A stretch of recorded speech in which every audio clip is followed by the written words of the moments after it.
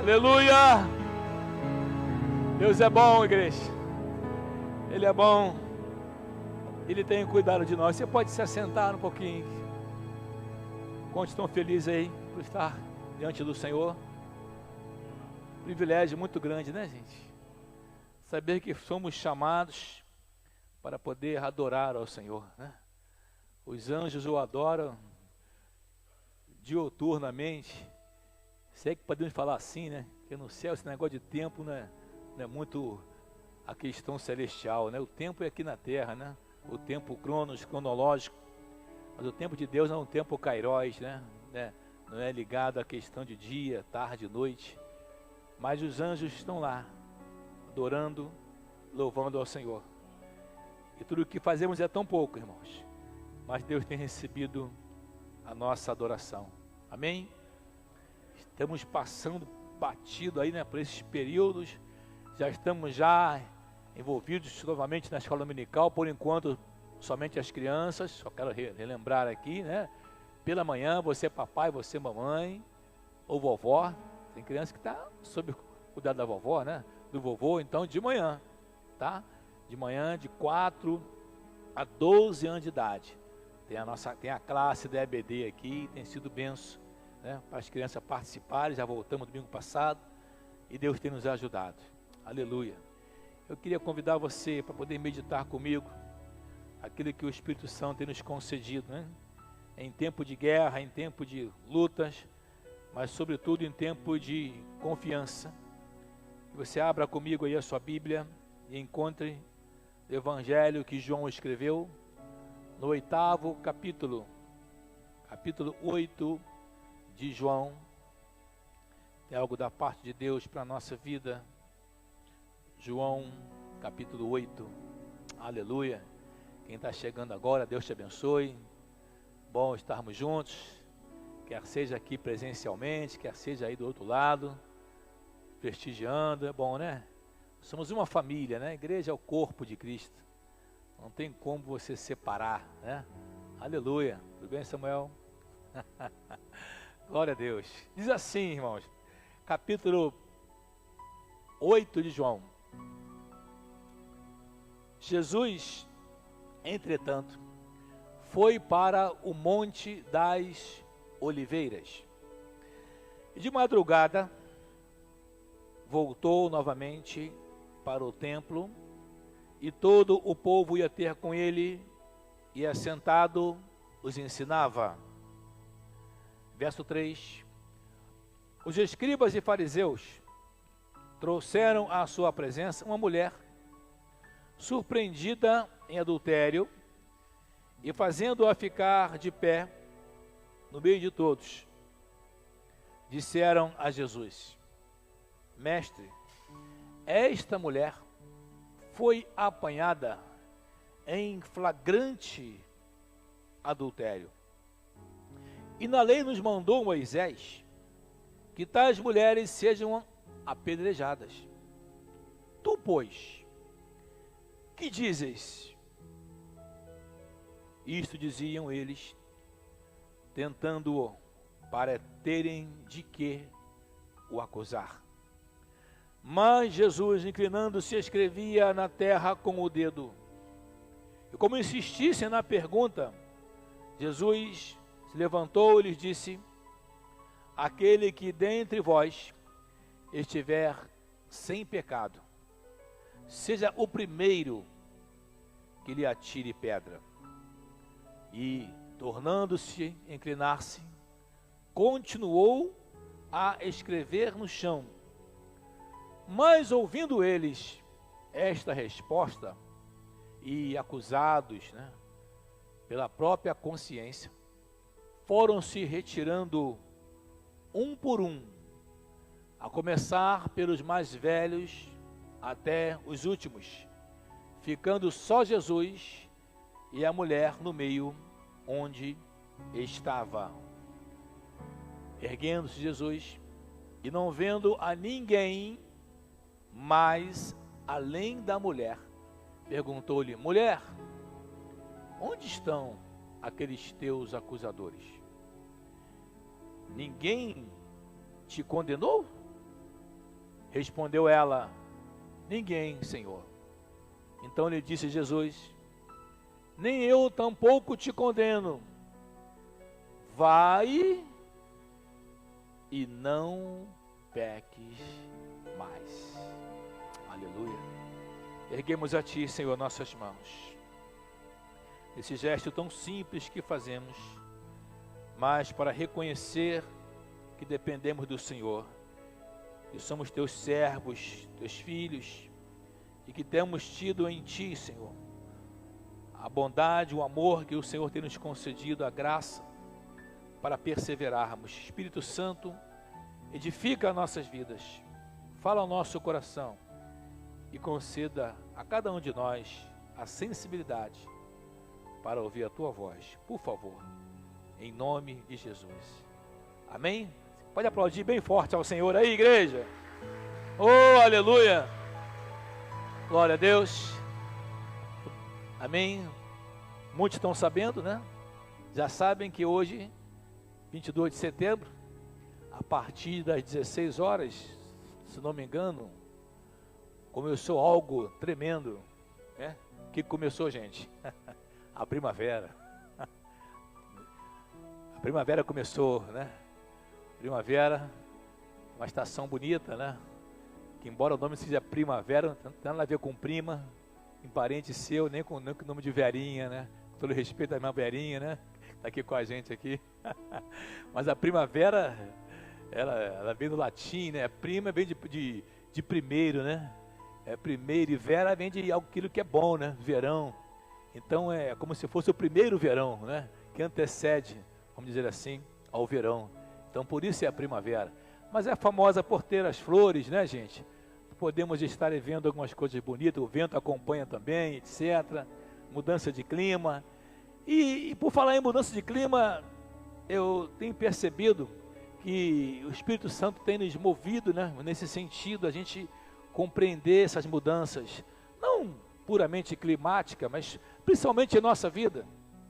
Esse retorno, né, como nós pregamos no domingo, a questão de nós estarmos focados, né, nessas mudanças, nessas variações, estamos propostos realmente a vivenciar, né, algo novo, atentos, aprendendo, né, assim, é a coisa mais difícil que tem, né, a gente poder entender que tudo faz parte de um grande aprendizado. Para quê? Para a nossa edificação, para que não ficamos estagnados, mas que possamos crescer, né? E naquela visão que a gente descobriu aqui, meditou no domingo, foi bênção, né? Naquele filho mais velho, que ele precisava de verdade, né? Ter esse encontro, esse reencontro, esse recomeço, assim como o mais novo, o mais velho também precisava. E hoje a gente vai se deparar com esse encontro também diferente, dessa passagem tão emblemática, né? Conhecida, que os mais antigos até vão lembrar, de que as pessoas faziam até marcha de carnaval, né? No tempo do Jorge Luiz, né? Cantavam lá, né? Que atira a primeira pedra, né? Se você tal, sofreu por amor, sei lá, alguma coisa assim. Não me manda lembrar, que eu sou muito ruim de lembrar samba, pagode, né? Mas, enfim. Então, antigamente faziam essas marchinhas, né? Lembrando sobre esse episódio que, infelizmente, é tão banalizado, né? É tão banalizado. Porque alguns entendem como sendo algo que pudesse acobertar um erro. Olha só que coisa. Olha que ponto nós chegamos. Uma passagem como essa, e muitos entendem que é a forma de dizer o seguinte: olha, ninguém é perfeito, vamos em frente e vamos continuar errando. Mas não é esta a proposta que Jesus passa para a gente. Esse episódio, ele trata especificamente no momento festivo, né? Onde havia ali a festa do tabernáculo, e essa festa do tabernáculo, ela durava 7 dias. E nesses 7 dias aconteceu algo interessante. Por quê? Porque as pessoas, como o nome sugere, a festa do tabernáculo ou das cabanas, vinham de diversos lugares, não só da Palestina, em outros lugares, e faziam, construir lá as cabanas. É isso que você ouviu, faziam as cabanas, como se fosse um grande retiro, né? Saíam de suas casas, e talvez situações assim, não estou justificando, mas em alguns momentos propicia, né, vamos dizer assim, a libertinagem, de alguma forma, propicia algum tipo de pecado nesse sentido, porque ele sai das suas casas, não seja exatamente esse o motivo, mas estava aquele aglomerado, né, e talvez um pouco, certamente, aquela multidão, e me chama a atenção de que Jesus ele estava disposto ali a ensinar. Ele entra, ele vai ao templo com o propósito puro e simplesmente de ensinar. Nos fala a palavra de que ele sai lá do Monte das Oliveiras, tá? E de madrugada ele volta novamente para o templo, e ali o povo reunido, obviamente, para quê? Para ouvir. Estavam assentados, e Jesus estava ensinando. E onde o mestre estava, com certeza, não é diferente hoje em dia. Você encontra pessoas de diversos sentimentos. Nem todos estavam ali para buscar. Nem todos estavam ali dispostos realmente a se quebrantar, a aprender, a mudar. Não estavam, né?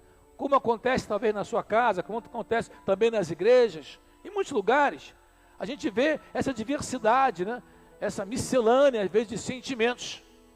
E nós fixamos aqui, né, nessa noite, nessa história, justamente compreendendo essa experiência, por que não dizer dolorosa, ainda que, podemos até analisar assim, proporcionada por ela própria, né, por aquela mulher, mas uma situação, queridos, hiper desagradável, né? A história tem muitas coisas interessantes. Se você for analisar os pormenores, e você vai entender o seguinte: essa passagem, talvez, dada a complexidade, né, só João trouxe. Eu fico imaginando, Mateus não registrou, nem Lucas registrou, que, olha que Lucas, além de médico, foi um historiador. Então ele preocupou-se em cada detalhe da vida de Jesus, perguntando, né, uma forma esmiuçada a cada parente, para que trouxesse relatos. Então nem Mateus, nem Marcos, nem Lucas registraram. Mas coube a João. João entendeu que isso era importante. E por incrível que pareça, acreditem ou não, existem estudiosos que eles de alguma forma, eles até não consideram, acham que em função disso, algumas Bíblias, alguns manuscritos não trazem, e aí pegam como se não existisse. Mas de fato eu tenho certeza e creio que isso foi real, e até porque vai tratar de entendermos a proposta exatamente que colocamos nesse tema, que é a questão de acusação, né? Palavra feia, né? Acusação já é uma palavra feia. Quando você ouve alguém falar assim, acusação, já se sente quase que ofendido, né? Mas verdadeiramente, por que não dizer, faz parte da nossa vida, né? Existe dentro dessa palavra, por exemplo, aqui, vamos ver claramente essa situação em que a mulher, ela é pega, ela é trazida, e nos fala a palavra, estava no ato. Olha que coisa horrível, irmãos.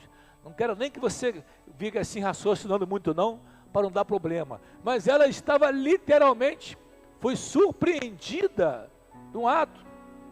E trouxeram essa mulher, que estava em adultério, para que andasse por uma distância, a qual não sabemos, como eu já falei, podia estar nas cabanas, né? Era a festa do tabernáculo, talvez não estivesse em casa, certamente, mas trouxeram ela até o templo. Você consegue imaginar a cena, né? Se tinha cabelo comprido, devia estar todo descabelado, né? Toda torta, né? Sei lá, não devia estar muito bem vestida, né? Porque a mulher normalmente, né, se apronta para sair. Então você consegue imaginar a vergonha, a humilhação que essa mulher é colocada. Ela é puxada. Não precisava, não estou aqui minimizando o erro não, mas já que o propósito, como João disse, queriam fazer uma armadilha para Jesus, queriam fazer uma pegadinha para Jesus. Seria necessário essa forma, né, tão violenta, uma vez de que já foi deflagrado o erro dela, mas trouxeram de uma distância da qual não sabemos, puxaram os escribas, os fariseus religiosos, para que fosse ao templo, para que ela fosse usada, a fim de que Jesus fosse criticado. Na verdade, a acusação aqui, se você pensou que a acusação era só para a mulher, está enganado. A acusação aqui, principalmente, o que eles queriam fazer, era acusar Jesus. Né? Por quê? Muito simples. Se ele atenuasse e perdoasse, iam dizer o quê? Ah lá, ó, não cumpriu a lei. E se ele mandasse apedrejar, o que iam dizer? Ah lá, não é bonzinho? Olha como é que ele é cruel. Você consegue entender? Talvez na sua vida, na sua história, no seu dia a dia, no seu trabalho, na sua repartição, quem sabe na sua família, na sua vizinhança, às vezes a gente não percebe que existe uma pegadinha, né, para querer te incriminar em alguma coisa. E essa passagem, eu volto a dizer, como falamos da complexidade, porque pela lei, olhe bem, duas coisas importantes que você temos que analisar aqui. Primeiramente, pela lei de Moisés, está em Levítico capítulo 20, verso 10, se não me engano, ou 10, 20, não recordo bem, mas diz o seguinte: se houvesse o adultério, comprovadamente, teriam que trazer o homem, está lá, ó, se um homem adulterar com a mulher do seu próximo, será morto o adúltero e a adúltera. Ambos deveriam ser trazidos. Agora, me ajude aí, alguém me responda, por favor. Trouxeram a mulher, onde está o homem? Será que ele foi arrebatado? Ninja. Será que o homem foi, né, alguém botou um pozinho e desapareceu? Claro que não. Não havia interesse algum de poder, de fato, expressar algum tipo de sentença, até porque, preste bem atenção, na lei romana, uma vez que naquele período, Israel estava sob o governo de Roma, a lei romana proibia a pena de morte. Nesse sentido, não proibia, tinha que passar por todo o processo romano, como aconteceu com Jesus. Então não poderia simplesmente, por uma questão pura e simples religiosa, vamos matar, vamos apedrejar, como a lei de Moisés dizia. De fato, a lei mosaica falava isso. Mas lembra que eu falei? Não era só a mulher, era um homem também. E a gente já se volta, sem querer, né, usar um discurso de vitimação, mas o fato da expressão do machista, né, essa expressão, o preconceito, não começou agora não, lá atrás, já tinha. Eu costumo sempre comparar, às vezes, as famílias, né? Às vezes o pai e a mãe têm diversos filhos, aí tem pai que só tem filho, né? Às vezes o pai e a mãe têm filho. Aí o sem vergonha fala assim, ó, segura as cabritas que o bode está solto, dá seu jeito aí. Agora eu quero ver quando tem cabrita também, né? Que às vezes é bonito, acha que para o homem é bonito ele ter um montão de namorada. Ih, meu filho é um garanhão. Ih, tira uma onda, né? Aquele é macho mesmo, não respeita ninguém, né? Mas ela não vê isso. Agora, quando é mulher, ela não quer, porque sabe que a mulher é mais mal vista. É ou não é verdade? A mulher, ela é mais observada. E você que é moça, que está me ouvindo agora, está me vendo agora, você sabe disso. Às vezes o homem faz, ele apronta, ele é esperto. Ih, fulano é esperto. Garanhão. É quando a mulher vai dizer o quê? Vale nada. Olha lá, é fácil. Não é assim? Ninguém fala assim, pô, o homem está com uma namorada. É fácil, ninguém fala isso. Mas para a mulher fala. Então, me desculpe, o peso nesse sentido para a mulher sempre foi maior. Sempre foi mais mal vista, mais cobrada. E nesse episódio não é diferente. Ao invés de trazerem a mulher e o homem, só traz a mulher. Vamos lá. Ela que errou. E ali, ó, humilhada, envergonhada, não sabemos que traje que ela estava, mas a Bíblia é categórica, e João disse que ela foi trazida, tá? E estava, tá aqui, ó, o próprio ato, surpreendida em adultério, e fizeram ela, olha que coisa terrível, gente, ficar de pé, no meio de todos. Quem sabe havia algum parente, quem sabe um primo, um tio, um vizinho, quem sabe um parente do marido. Ela ficou ali em pé, sendo achincalhada, observada, né? Para quê? Para que eles pudessem usá-la. A ideia era só essa. Aliás, esse ponto é interessante, porque voltando aos historiadores da época, essa pena de morte, de apedrejamento, já nesse período de Jesus, tá? A questão do adultério já não era muito utilizada, não só pelo governo romano, como eu já falei, que não aceitava essa pena, como também pelo fato de já estarem habituados, ou seja, o pecado, esse ato tornou-se tão comum, tão normal, que as pessoas chegaram a ponto de dizer, não, mas isso aí, a lei está caduca, esse ponto, né? É igual no nosso Código Penal. Se você analisar o Código Penal, você vai ver que existe lá até adultério, lá é crime também. Eu nunca vi ninguém ser preso por adultério, enfim, mas está lá, faz parte. Então essa era a visão que eles tinham em relação a esse ato da traição. Agora veja bem, quando colocam a mulher, e a mulher fica em pé diante daquele povo dentro do templo, aqui ó, dentro do templo, tá? Os escribas, os fariseus, esses religiosos envergonhando, aí vem aquele discurso assim, né? Aquele discurso meloso, não tem? Aquela hipocrisia que você talvez viu em algum lugar, alguns com aquela aparência de santidade, com aparência de alguma bondade, mas no fundo é hipocrisia purinha. Só querem eles mandar ou fazer ou dizer que conhece, quando na verdade ninguém ali tinha um compromisso, uma questão moral de poder exercer, mas estava ali. Mestre, olha que discurso lindo.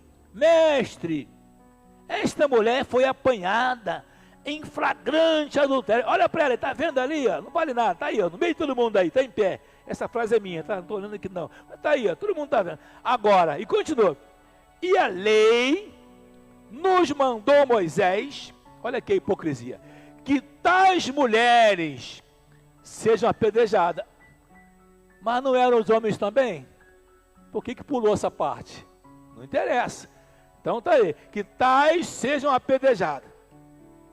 Jesus está olhando. Tu, pois, o que dizes? O que tu vai dizer dessa situação?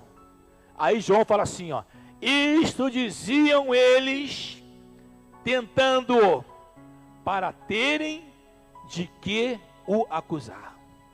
Você percebe aqui nitidamente a trama, percebe aqui nitidamente o propósito desse, vamos dizer assim, desse ato que fizeram em expor essa mulher ao ridículo, à vergonha, à humilhação pública, sendo ali certamente achincalhada ou uma condição de vergonha e humilhação total.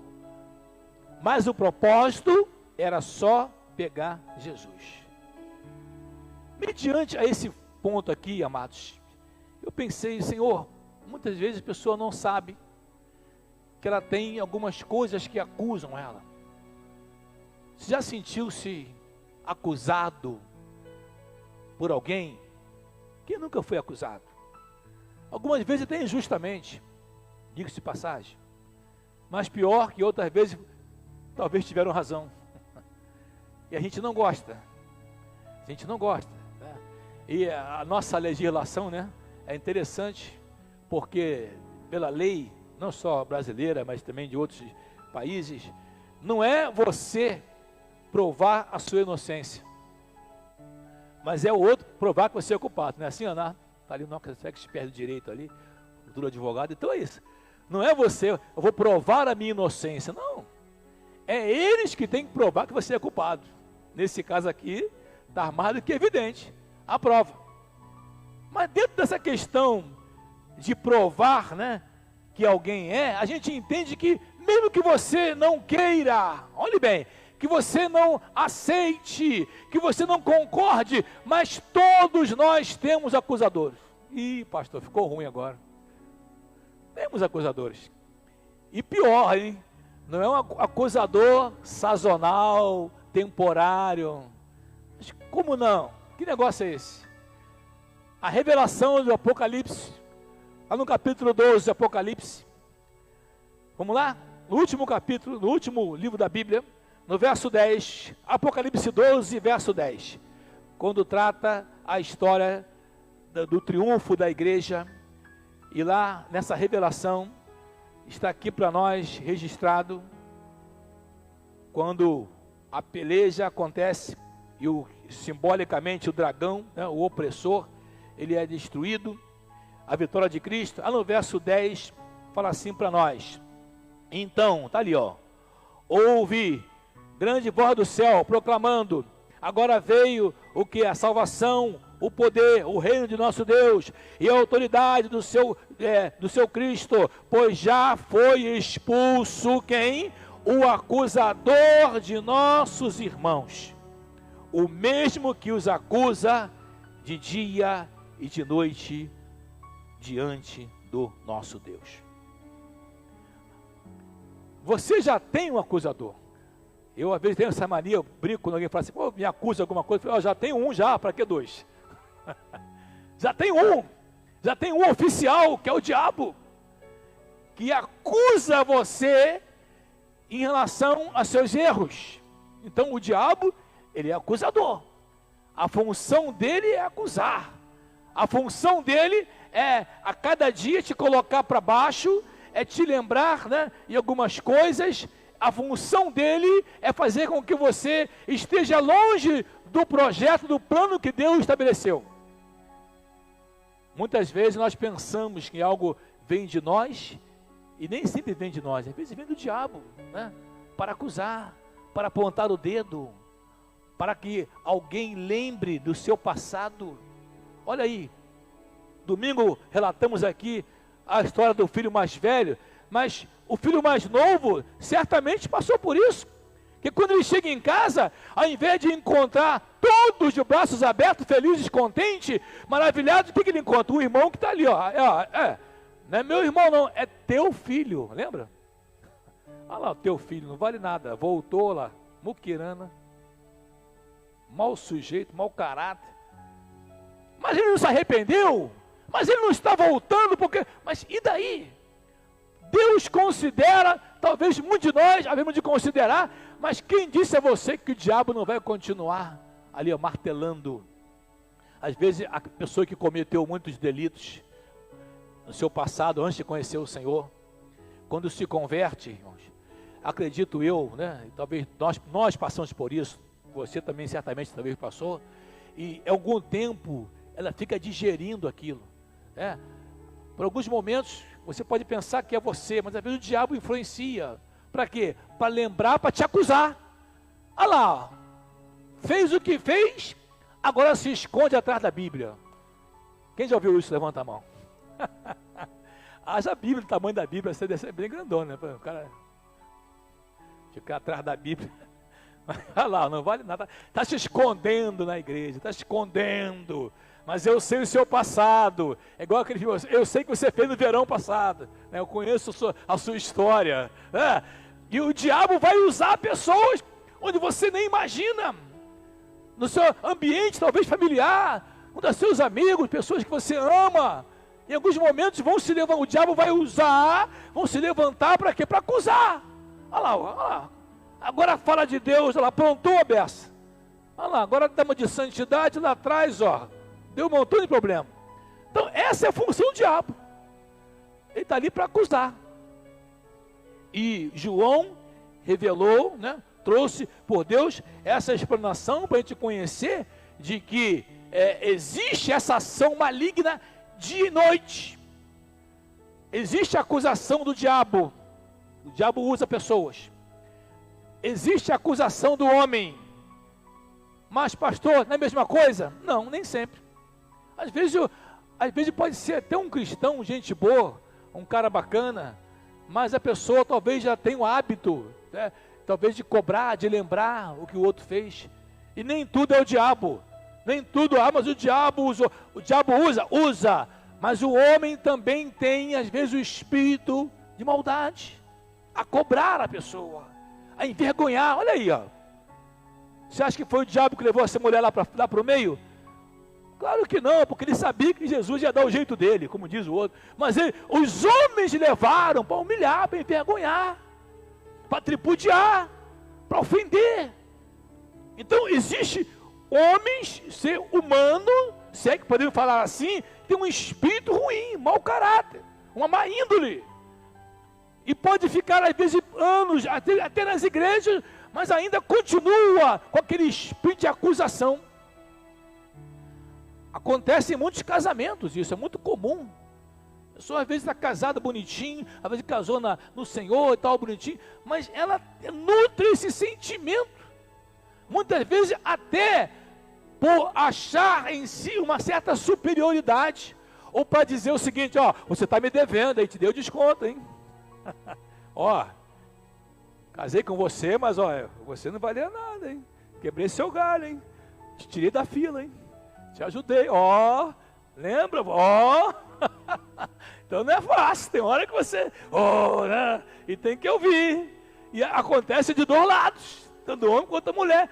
O homem tem essa, você vai preencher um currículo, uma empresa, do que for, e às vezes o cara vai lá, faz aquele pente fino na sua vida lá, e vai te acusar, o que você fez aqui? Vai acusar, acusação, tem que saber se defender, quando pode, porque também não temos que dizer para todo mundo, e explicar, às vezes a razão do nosso, eu errei, acabou, a humildade para dizer, errei. Existe a acusação do diabo, a acusação do homem, mas tem uma terceira acusação, que eu não posso deixar passar em branco, você precisa receber, né?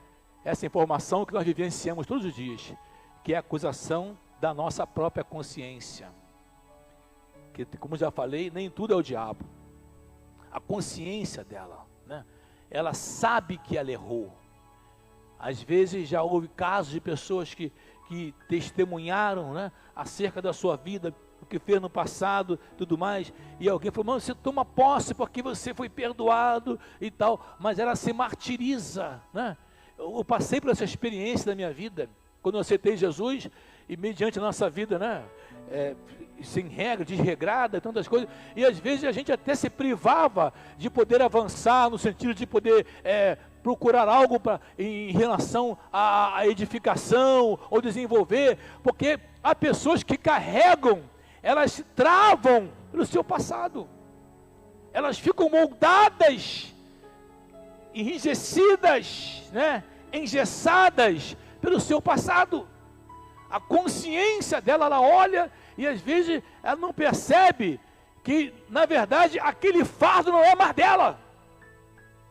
Jesus já levou, já pregou na cruz, mas ela carrega. Ela às vezes faz questão de conduzir, e a sua consciência, ela vai destruindo, ela não é aquele papo. Tem gente, é muito comum, né, em autoajuda, alguém falar assim, fulano, você tem que aprender a se perdoar. Eu confesso a você que eu não entendo muito bem esse negócio não, eu não entendo isso não, talvez um dia eu entenda, mas eu entendo que temos o perdão de Deus, o perdão de alguém, e nós tomamos posse, cremos nele. Amém? Agora, outra coisa, ela se auto-justificar. Não.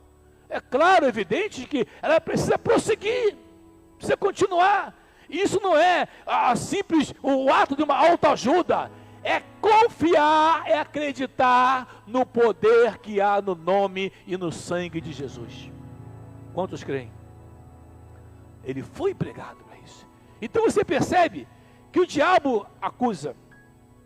Apocalipse, dia e noite, uma brechinha, às vezes uma coisinha, né, aparentemente pequena, né, às vezes a pessoa vai em algum lugar, ou fica devendo algo para alguém, ou às vezes ela ficou de lá fazer algo não fez, ou quem sabe até a obra espiritual, e furou, e ela fica se martirizando, e o diabo se aproveita. É isso, você não vale nada, você é um tratante, você é ruim demais, você não merece, né? E ela vai se diminuindo, quando vai ver, está no mundo, porque a acusação foi maior do que a sua fé. A fé dela foi menor do que a acusação foi mais importante. O diabo trama para isso. Esse retrato, ou essa história, ela demonstra muito bem o que é uma forma de você ser exposto à sociedade. Talvez não foi o nosso caso, de um adultério, né, público, exposto numa festa de tabernáculo da cabana, seja lá, mas em outras situações, talvez alguém também lembra do passado, do seu passado, e há até dificuldade de aceitar quando você vai falar de Deus. Já passaram por isso? Se vai falar do Senhor, aí alguém fala assim, peraí, você quer pregar para mim, rapaz? Lembra, o diabo é sujo, o homem também. Deus perdoa, mas nem sempre o homem, o ser humano vai perdoar. Você tem que ter a estrutura para saber tomar posse de 2 Coríntios 5,17. Alguém está em Cristo? Se alguém está em Cristo, ela é nova criatura. As coisas velhas já passaram. Tudo se fez novo. Paulo diz, olha, eu fiz o que fiz, né? Errei, minha ignorância e tal, mas Deus aprouve me salvar, o pior dos pecadores, e dá o seu próprio exemplo, para dizer o seguinte, olha, nada me separa desse amor, nem a morte, nem a vida, nem os anjos, nem o presente, nem o porvir, nem qualquer outra criatura, nem a profundidade. Ou seja, eu estou agarrado com Cristo, e ainda que ouvindo acusações, e sendo acusado, e algumas vezes até falhando, mas eu não posso largar os pés do Senhor, não posso me afastar da presença do Senhor. E aí, acontece uma coisa linda nessa história, irmãos, porque você não ouviu aqui em nenhum momento, preste atenção, em nenhum momento, você ouviu aqui nessa história, de que o Senhor já estivesse acusando aquela mulher. Ela tinha culpa? Claro que tinha. Mas pastor, se tinha culpa, eu podia dizer você é culpado. Não. Porque às vezes, a própria consciência da pessoa, você vai ver esse relato aqui, já vai trazer a pena para ela, já vai conviver. Fico imaginando, né? Às vezes a mulher, já que eu citei mulher no início do nosso culto, né? Em relação ao preconceito, às vezes já aconteceu, de mulheres, de mães chegarem para mim, e me falar assim, pastor, o meu companheiro não quer que eu tenha filho, eu estou grávida. O que tu acha, pastor? O que tem que fazer? Eu falei, minha filha, é uma criança, é bênção de Deus, é um filho. Ah, não, mas aí ele falou que eu posso abortar, porque conhece, crime, não sei o que, você vai cometer um crime. Eu conheço uma irmã que um dia, talvez até ela viu essa live, né? Ela congregou conosco, ela falou assim, pastor, eu vou aceitar, eu vou aceitar o seu conselho. E o cara mandou embora. Acredita? O miserável, desculpa a expressão, mandou a mulher embora porque queria que ela abortasse. Ela não abortou. Resumo da história. O filho nasceu, o filho é a cara dele, apegado, gosta muito dele, né? Um meninão abençoado, mas não mora mais com ele. Não quis, ela foi e prosseguiu sua vida. Mas foi fiel, e Deus abençoou. Agora imagine o contrário. Quantas que chegam no Evangelho, chegam na igreja, recebem Jesus, e tem um passado negro, ele cometeu lá atrás, um aborto, vai voltar? Ah, vou voltar para o passado, para desfazer o aborto, não dá, já fez, cometeu o crime, não precisa também ficar colocando no jornal, nas redes sociais, o que você fez no passado, mas é evidente que em algum momento, a nossa consciência natural, fala, poxa, eu entendo, amados, que isso em algum momento, o benefício que traz, se é que é algum benefício, é que você está sempre se humilhando, sempre se quebrantando. Jesus falou isso, que muito pecou, o que? É mais grato, ama mais. Jesus falou, quem pecou mais, ama mais, porque ela sabe o nível do perdão que ela recebeu. Enquanto que o outro às vezes não pecou tanto, Eu recebi o Senhor, mas pensando bem, eu sempre fui gente boa, nunca fui tão ruim assim não, pessoa boa. Pode acontecer? Pode, mas ela vai carregar consigo o perigo de achar que merecia, que é muito boa. Enquanto que aquele que foi lá no fundo do poço, ele vai ter, entre aspas, essa vantagem no sentido de que ele vai reconhecer que era um miserável pecador. Agora pode acontecer da pessoa até criada na igreja e ela ter esse sentimento, né? Romanos 3:23, todos pecaram e todos foram destituídos da glória de Deus. Pode acontecer, amém, maravilha. Mas alguns vão ter dificuldade. Todos pecaram, mas eu nasci na igreja, eu não fiz tanta coisa, não era tão ruim assim. Então ele vai ter essa luta. Não é um incentivo para pecar. Olhe bem, não confunda, não é um incentivo. Então eu vou sair por aí, pastor, para pecar, para que eu dê valor, perdão. Não é isso, não precisa. Glorifique a Deus, porque Deus tem te guardado. Aleluia. Assim como guardou Daniel. Não é? Olha que coisa linda, maravilhosa. Mas isso não te dá o direito, não nos dá o direito de sermos prepotentes, de acharmos que temos mais santidade ou merecemos mais do que o outro que veio lá da lama. É aí que mora o perigo. Jesus, quando essa mulher é colocada no templo e as pessoas começam a acusar e querendo fazer com que Jesus entrasse nessa armadilha, aí nos fala o relato aqui, que quando ele ouviu isso, acusando ela, Jesus inclinou-se e escrevia na terra com o dedo. Certamente o templo era na terra, né? Não tinha como hoje você, em relação a um concreto, algo assim. Então escrevia no templo. Não há relato do que ele estava escrevendo.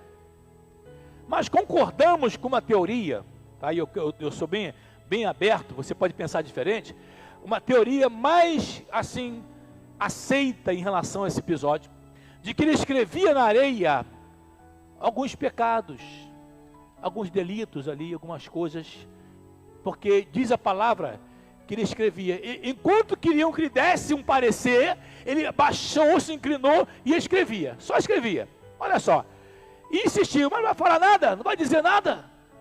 Como insistissem na pergunta, Jesus se levantou e lhes disse: aquele que dentre vós estiver sem pecado, seja o primeiro a lhe atirar pedra. Olha só, ele não proibiu ninguém de apedrejar. Ih, pastor, então o Senhor não teve misericórdia, hein? Ele não falou, ele poderia dizer, sabendo, embora o mestre não era bobo, sabendo que estaria contra a lei romana, porque talvez fosse agradar a um grupinho judeu, mas pela lei de Roma ele não poderia decretar uma pena capital dessa aqui, porque, como eu já falei, Roma tinha esse poder em relação a decretar, né, essa morte aí desse sentido, essa pena de morte. Mas ele fica em silêncio e pergunta se eles, os acusadores, teriam condição moral, condição espiritual, vivessem em santidade plena para poder realmente exercer o juízo. Forte, né? Eu me lembro de uma frase que Tiago escreveu, capítulo 3, se não me engano, Tiago, ele diz: não sejais muitos de vós mestres, sabendo que recebereis o mais duro juízo. Está ali, né? Não tornei muitos de vós mestres, sabendo que receberemos o mais duro juízo. A posição que você se encontra, administrativa, não necessariamente pastor, presbítero, na sua própria casa, ou na sua liderança, em algum lugar, com os seus amigos, na repartição, o que for, obviamente, você, além de mandar alguém fazer, terá que dar o seu exemplo. Porque não pode falar, como muitas vezes a gente fala aqui, a pessoa fala, o filho não fazer algo, mas ela faz aquilo. Ou você não pode fumar, mas fuma. Mas o pai e a mãe fumam. Não quero que você beba, mas o pai e a mãe bebem. Não faça tal, não vai brigar, aí o pai e a pessoa é violenta.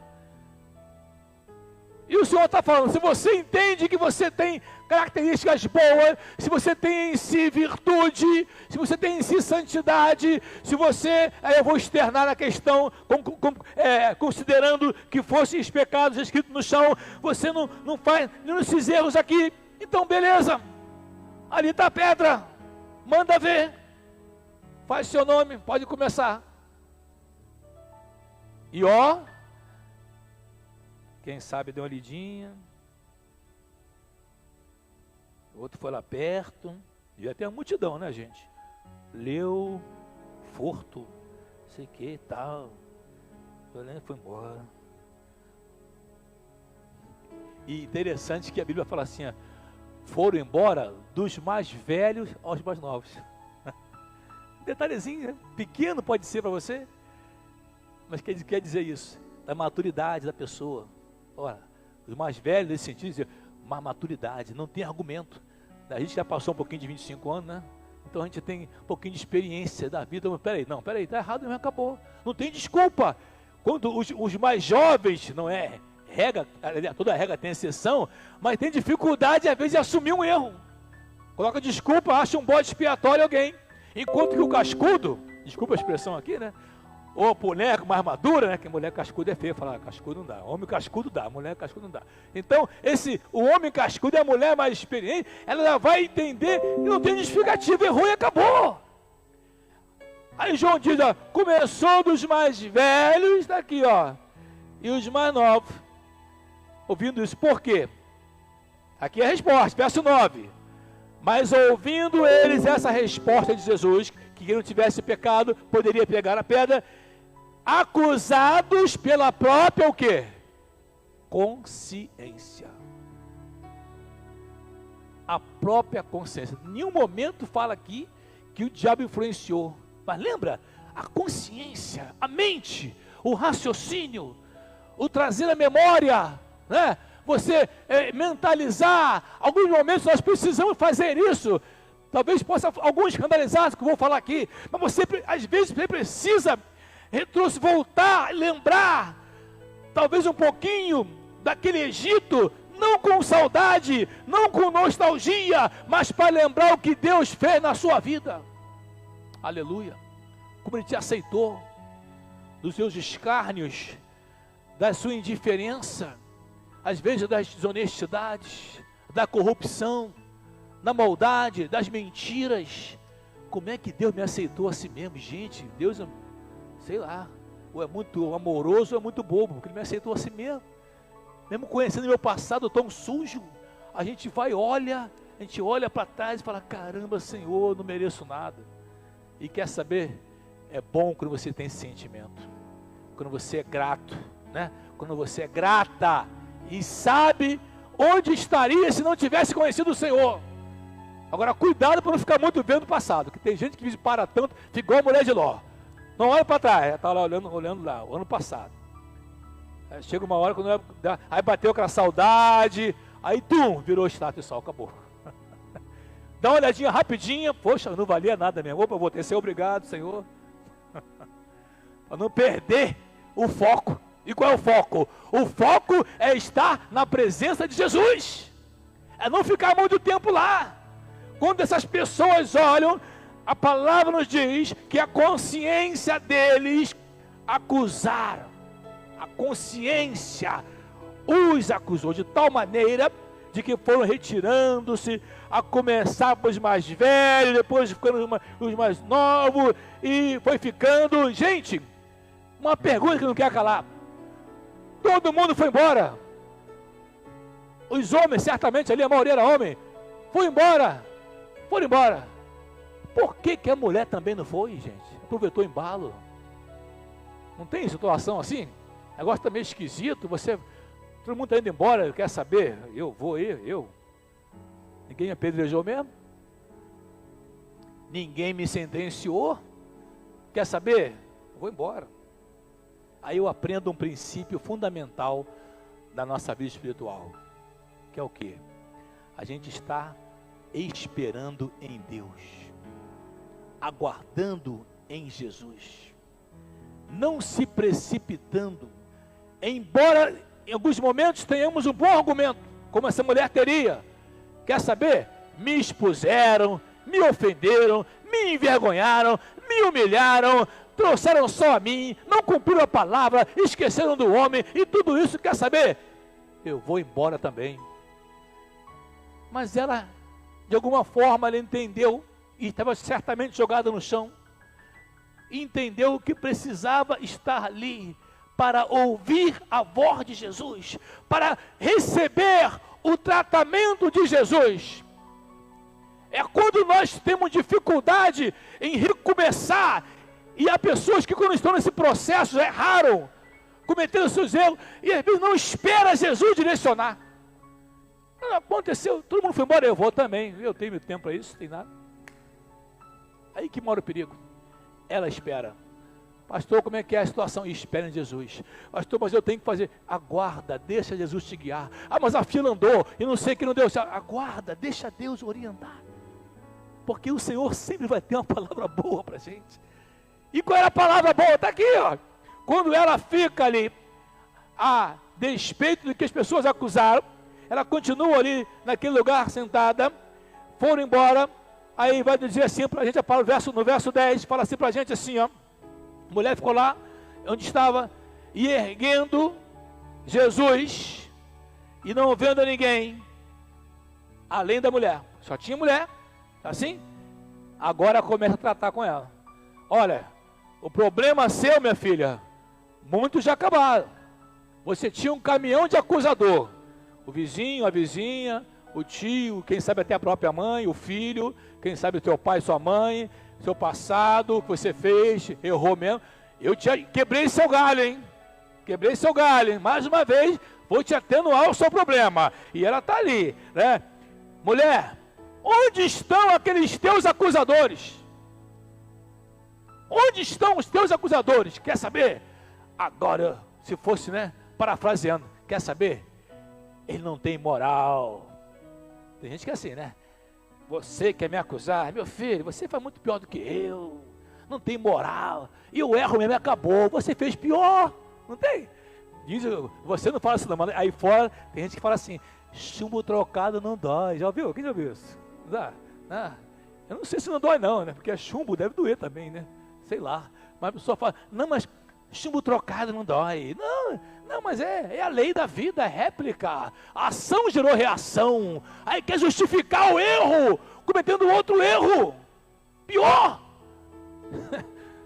Essa mulher definitivamente não tinha esse espírito, esse caráter, como talvez nós pudéssemos fazer. E às vezes fazemos. Mas o que ela faz? Ela permanece ali e ela olha, Senhor, tu tem razão. Ninguém me condenou. Ninguém me condenou, eu estou aqui, não estou entendendo nada. Eu fui pego em adultério. Eu merecia morrer de verdade, eu fui humilhada, mas também eu vacilei, não vigiei também. Não pensei na consequência, que tem isso também, né? A pessoa, ela pensa no momento, ela não pensa para frente. Ela só pensa no momento do prazer, não imagina o que vai acontecer lá na frente, a consequência. Não pensei na consequência. Eu fiquei... Mas ninguém me acusou, Senhor, ninguém me acusou. E agora chegou a hora, irmão, do checkmate. Chegou a hora de Jesus dar a ela, né? Esse é o ponto final do tratamento, ou melhor, para iniciar um tratamento. Já estava em suas mãos o diagnóstico. Já estava em suas mãos tudo que ela sabia que deveria passar. Os seus acusadores, que não eram poucos, estavam lá, já tinham ido embora. Mas ela sabia que ali havia um homem de santidade. Ela sabia que ali havia um homem puro diante dela. Ou você acha que em Jerusalém ninguém sabia sobre Jesus? Claro que sabiam. Estavam ali esperando como é que vai acontecer. E ela fica ali. Aí quando o Senhor nos fala do relato, então disse Jesus assim, nem eu tampouco te condeno. Vai em paz, tranquila, Deus te abençoe, recomeça a sua vida de boa e manda ver. Foi isso que ele falou? Não. Não foi isso que ele falou. Nem eu te condeno. Ah, que bom, então eu estou livre, né? Posso meter o pé, né? Nem eu te condeno. Vai e não peques mais. Aleluia. Glória a Deus. Vai, porque eu estou te dando uma outra oportunidade. Você sabia o rolo que você estava metida. A mulher, né? Você sabe o conflito e a causa, a consequência dos seus problemas que você causou para você mesma. Para você mesmo, se fosse um homem. Mas quer saber? Eu vou quebrar o seu galho mais uma vez. Mas não pense que o sangue de Jesus é sabonete, né? Ah, mas eu cometo mesmo, depois eu vou lá, quer saber? Vou no banheiro, me lavo do sangue de Jesus, voltei, estou pronto para outra. Eu pergunto às vezes no culto da comunidade, terça-feira, eu pergunto assim, irmãos, tem alguém bobo aí? Havia sempre poucas mulheres aqui, homem cheio, tem alguém bobo aí? Aí ninguém levanta a mão, fala, não tem não? Não tem. Se você não é bobo, você acha que Deus é bobo? Se você está aqui, diz que não é bobo, você acha que Deus é bobo? Ele sabe o nosso coração. Por isso Gálatas 6, versículo 7, Paulo escreveu assim, não erreis, Deus não se deixa escarnecer. Tudo que o homem semear, ele vai ceifar. Está lá, né? A outra versão fala, não vos enganeis, Deus não se zomba. Aquilo que nós semeamos, né? Que o homem semear, isso também ele vai ceifar. É regra, é lei estabelecida. Ah, pastor, então nunca mais eu vou pecar? Oxalá que não. Claro que nós, infelizmente, pecamos. Mas tem uma coisa interessante, de que entendemos o amor do Senhor, e eu quero já finalizar. Lá em 1 João, no capítulo 3, há um relato aqui muito forte para entendermos a cura, a restauração, em que o Senhor está disposto a fazer. 1 João capítulo 3, verso 20 e 21. Olha só, 3:20, escute bem, por favor. João fala assim, pois, está lá, ó, se o nosso coração nos acusar, está lá, ó, certamente Deus é maior, bem? Ele é maior do que o nosso coração, e Ele conhece todas as coisas. Então, se o nosso coração, número 1, nos acusar, então voltamos para Deus e pedimos a Deus, não é autoajuda, volto a dizer, Deus me perdoe, confio no Senhor, eu não estou fazendo do teu sangue, do teu perdão um sabonete, me ajuda a não pecar. Jesus falou isso na oração do Pai Nosso, não me deixe cair em tentação. Então me ajuda, eu sou fraco, sou fraca, Senhor, mas me ajude, por favor. E aí no verso 21 tem outra opção. O que João fala lá? A primeira opção é se o coração nos acusa, nos acusar. A segunda opção é, amados, se o coração não nos acusar, temos confiança diante de Deus. O que quer dizer isso? Significa dizer de que de tal maneira você entendeu o plano, o projeto de Deus, tomou posse e está se esforçando, caminhando, né, buscando ao Senhor, e por mais que a pessoa te acuse, mas você entende que o amor de Deus é maior, e no seu coração você não guarda isso, você não alimenta esse sentimento ruim que querem que você coloque na sua conta, você rejeita isso. Alguns momentos pode ter uma aflição, pode ter um conflito na sua mente, mas peraí, poxa vida, eu não sinto meu coração me acusar, apesar de eu ter cometido. Por quê? Porque já graça, olha só, temos confiança, está ali, ó, diante de Deus.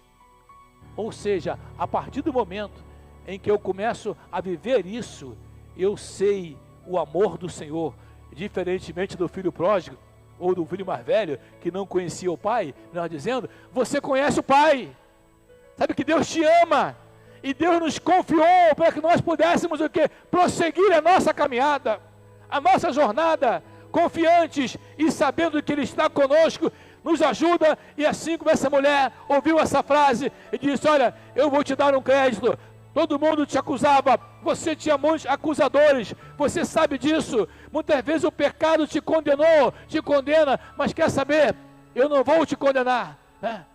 É interessante que na lei, Jesus falou sobre isso, em João capítulo 5, dizia que Moisés iria acusar as pessoas, e muitos não entendem. Por que isso? Porque é a lei, ela trazia em si a consciência para que a pessoa sentisse pecaminosa, ou pecadora. Tinha essa incumbência, né? Por isso que Paulo fala que a lei é boa, porque vai mostrar as minhas falhas. A lei não era para o justo, é para o injusto, para o pecador. Então, mediante a lei, eu sabia que tinha cometido uma infração. Aí Jesus falou, eu não vim condenar, mas Moisés vai te condenar, hein? Porque você conhece a lei, né? Ou seja, a palavra, aquilo que cerne aquilo que é correto, o que é idôneo, o que é puro, isso que vai me fazer o juízo. Jesus falou, a palavra que vai nos trazer o juízo, não é Jesus vai olhar, você é tão feinho, vou te condenar, você é tão bonitinho, não, é a palavra que ele pregou, o que ele pregou, o que ele ensinou, e ele, olha, agora é o momento de ver se valeu a pena ou não valeu a pena. Ouviu essa frase? Que frase, pastor? Ele disse, olha, vai em frente, mas me faz o favor, para mim e para você. Qual o favor? Não peques mais. Para finalizar, vamos ficar de pé. Há um momento que eu lembro que Jesus falou essa frase a um homem que tinha problemas físicos, doença. Ele a cumprimentou, falou, não peque mais, para que não te suceda algo pior.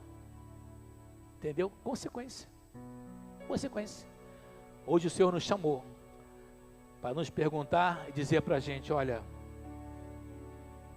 os teus acusadores, eles estão aí, não desistiram de te condenar, mas a boa notícia é, o Filho de Deus, ele está disposto a nos dar oportunidade para superar as nossas limitações e nos fazer vencedores diante das acusações que nós vivenciamos. Eu quero convidar você a curvar a sua cabeça, por favor. Feche os teus olhos. Onde você estiver, o Senhor está falando ao nosso coração. Não é fácil. A carne cobiça contra o Espírito. Mas Ele tem poder para nos ajudar.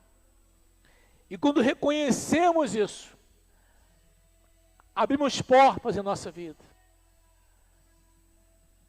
Se houve o erro, houve a infidelidade. Agora é o momento de falar, Senhor, me perdoa, Senhor. A Bíblia diz que se confessarmos os nossos pecados, 1 João capítulo 2, Ele é fiel e justo para nos perdoar os pecados e nos purificar de toda injustiça. Não diz a Bíblia se confessar que somos pecadores, não, mas se confessarmos os nossos pecados. O que é isso? Artigo definido, identificação. Ele é fiel e justo para nos perdoar. Senhor, Tu conheces nossos corações. Sonda cada um de nós nesta hora, Senhor. Os que estão próximos e que estão distantes. A fim de que, Senhor, a Tua ação, o Teu Espírito comece a trabalhar em nós, despertando-nos assim como a fala que ouviu aquela mulher. Aleluia. Para que fosse adiante, para que prosseguisse, para que não parasse de caminhar, mas que tivesse cuidado para não cometer os erros que havia cometido e as consequências que trouxe em função dos seus erros. Oh, Senhor, nos sustenta. Por favor, você pode hoje, onde você estiver, erguer comigo as suas mãos, num ato de fé e dizer, Senhor, eis-me aqui, Senhor. Tu conheces meu coração.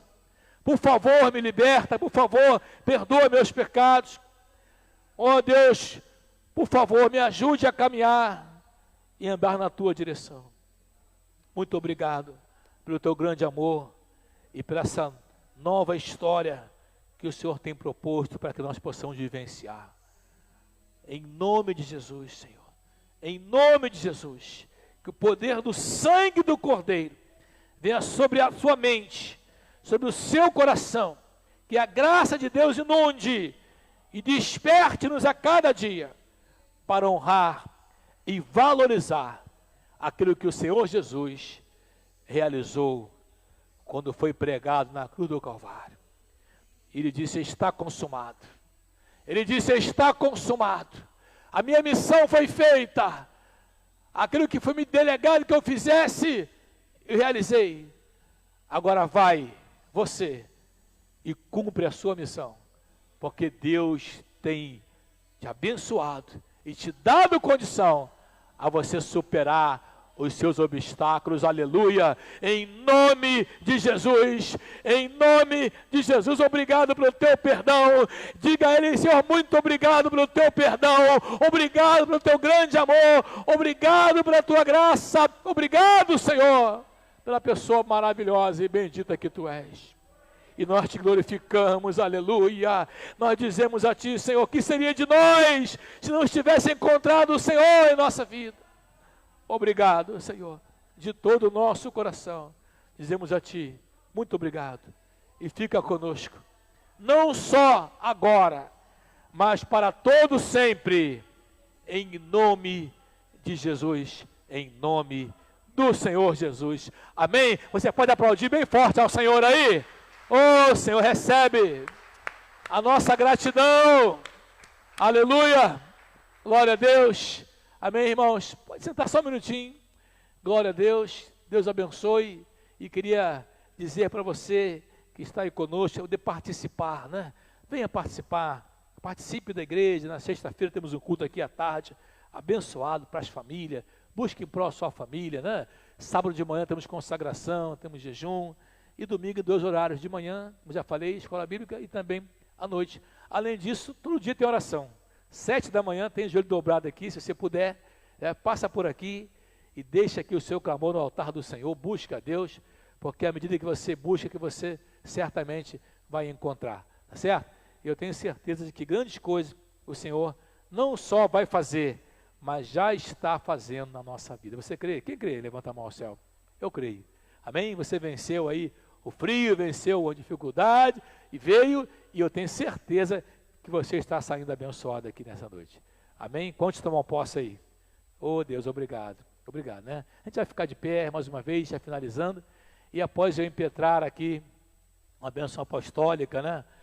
Como aprendemos na palavra, você vai ter liberdade de poder sentir no coração o desejo de vir aqui na frente, né? Fazer o seu ato diante do Senhor, trazer, né, liberalmente seu coração. A gente às vezes muda um pouquinho, né, o formato, mas está aberto e você pode fazer isso, sentir desejo no seu coração. Amém? Rega as suas mãos assim para mim, para o Senhor, né? Aleluia, glória a Deus. Que a graça maravilhosa e poderosa de nosso Senhor e Salvador Jesus Cristo, o grande e incomparável amor de Deus o Pai, e as santas e doces consolações, bem como a plena comunhão com Ele, o Espírito Santo de Deus, só Ele, venha transbordar, inundar, fortalecer, encher o teu coração, a sua vida, a sua saída, a sua entrada, hoje e sempre, em nome de Jesus. Amém? Uma ótima noite, glória a Deus. Oh, aleluia. Deus abençoe você, Deus abençoe. Obrigado pessoal da mídia aí, obrigado a turma, pessoal da Libra, o David, Arthur, os músicos, Deus abençoe. Obrigado, Bruno, glória a Deus. Sábado temos culto das irmãs aqui, gente, sábado não falte, aquele culto abençoado aqui, sábado de festividade, vai ser benção aqui, sábado às 7 da noite. Obrigado, Ivan. Fala, Arthur. Bonzinho?